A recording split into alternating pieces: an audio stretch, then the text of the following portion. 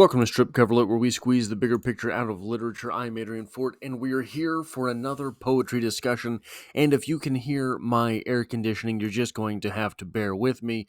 It is 105 degrees outside right now, and just in the amount of time that it takes me to turn that air conditioning off and make this video, I will boil. So this is a poetry discussion which will take place, which will find a home in two separate playlists here on the channel. Number one, obviously, being the poetry discussion playlist, but number two being the Emily Dickinson poetry discussion playlist.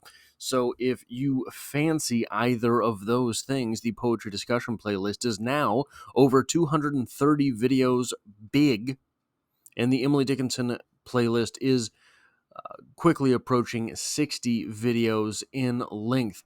The poem we are here to talk about today is I Think to Live May Be a Bliss by Emily Dickinson. And it reads as such: I think to live may be a bliss to those who dare to try, beyond my limit to conceive, my lip to testify. I think the heart I former wore could widen till to me the other like this little bank appear unto the sea. I think the days could every one in ordination stand, and majesty be easier than an inferior kind. No numb alarm lest difference come, no goblin on the bloom, no start in apprehension's ear, no bankruptcy, no doom, but certainties of sun midsummer in the mind, a steadfast south upon the soul, her polar time behind. The vision pondered long so plausible becomes that I esteem the fiction real, the real fictitious seems. How bountiful the dream, what plenty it would be, had all my life but been mistake, just rectified in thee. So I think what this poem comes down to is this right here: to live. What does it mean to live? It sounds a stupid question, I know. It sounds a simple thing to answer, I know. But really, what does it mean to live?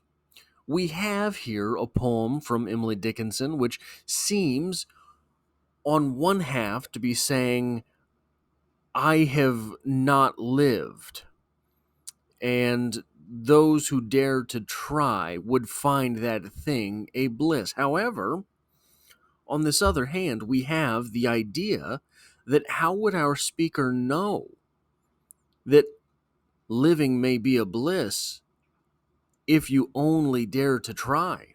Because this does not seem as if it were a question. Living may be a bliss if you only dare to try. It seems to be a prescription.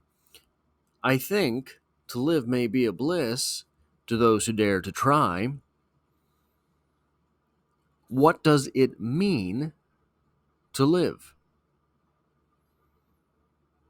All of us would have, obviously, our own definitions. And isn't that the point? Isn't it the point that we get to say, we get to dictate, we get to understand our own lives and say what makes them go? Isn't that the point of life to some extent? Isn't that what it means to live? Maybe. Certainly, we don't want to be living through someone else's definition of life. Certainly, we don't want to have someone else's definition of what it means to live. That wouldn't befit anyone, right? Think of all of the quirks of your life, all of the little things that you do, the small moments during the day in which you take joy, Others would find those moments completely meaningless, completely worthless, completely throwaway. But to you, they do mean something.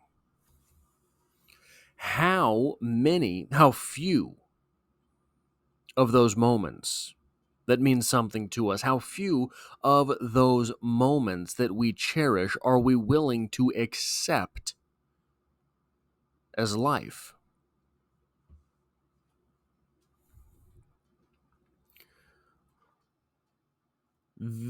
Herein, so we have, I think, a dichotomized culture with some people.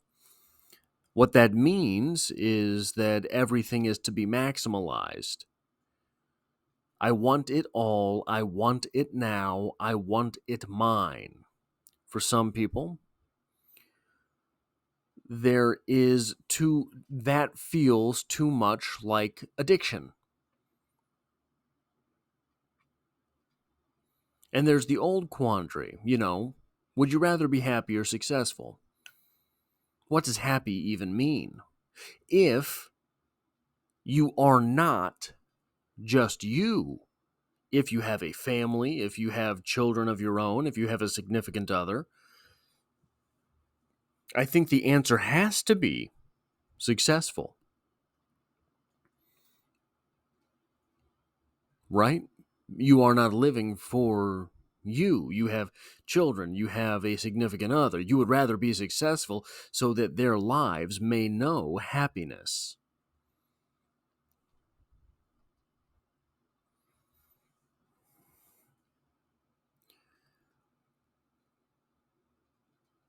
But how little happiness is acceptable to still be living? At some point, if you're not enjoying anything, right, you're just dead. You may as well be. You're the walking dead. Isn't that right? So, how few moments?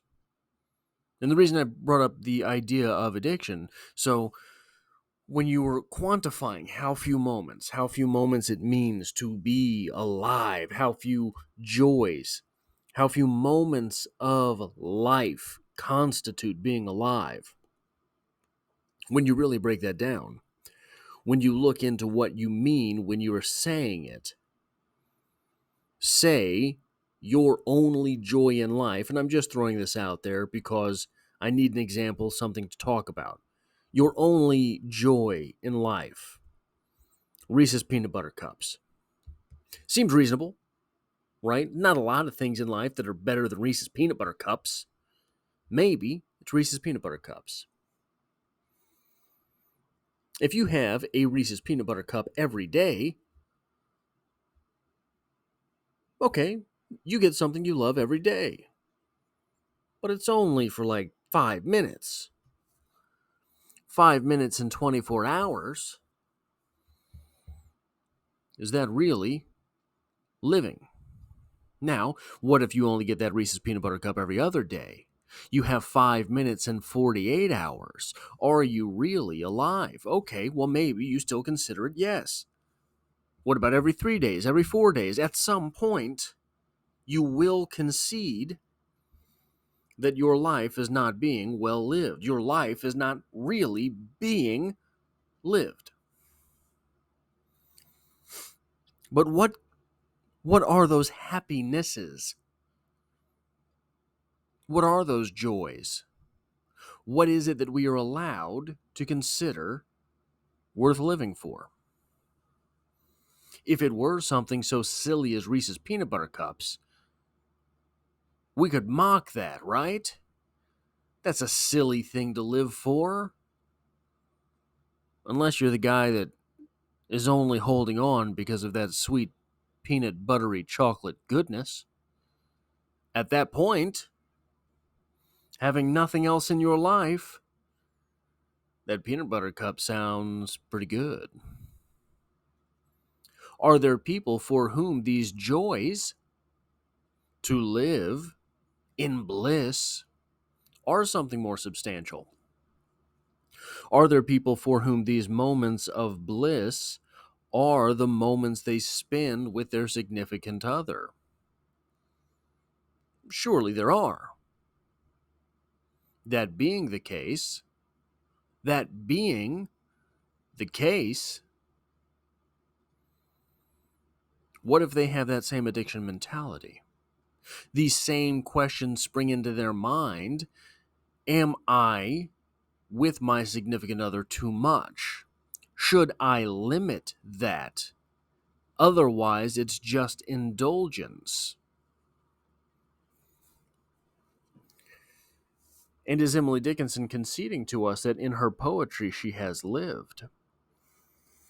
We get a bit of a hint in another Emily Dickinson poem.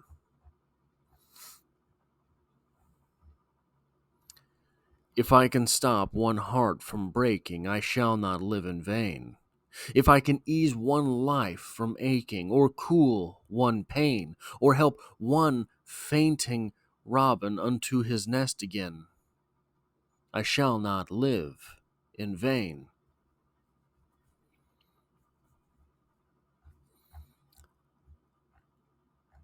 She uses the verb to live. I shall not, or she uses the verb live. I shall not live in vain. If I can stop one heart from breaking, if I can help that one little robin back up to his nest, I shall not live in vain. These would seem to be awfully low bars. If I can help one little robin back up to his nest, I shall not have lived in vain. At that point, I can cut out, baby. Because this has all been for something.